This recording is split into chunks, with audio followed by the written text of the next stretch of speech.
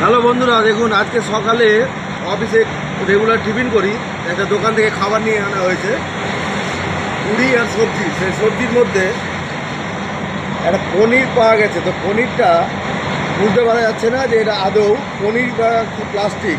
দেখুন বন্ধুরা, আপনারা দেখে বুঝতে পারলে আমাকে জানাবেন, কমেন্ট করবেন আমাকে। দেখুন কি অবস্থা, পনির কখনো আমার মনে হয় না যে এরকম হতে পারে।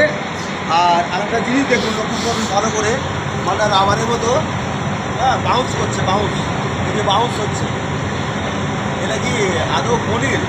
এসব খাবার খেলে সাধারণ মানুষের কী হবে?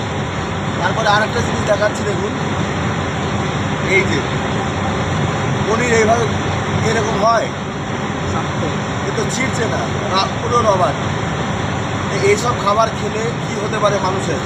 তো জনগণের সচেতনার স্বার্থে আমি জানাচ্ছি, একটু বাইরে থেকে খাবার কিনে খেতে হলে একটু সাবধানে কিনে খাবেন এবং চেষ্টা করবেন একটু ভালো দেখে খেতে। থ্যাংক ইউ, ধন্যবাদ।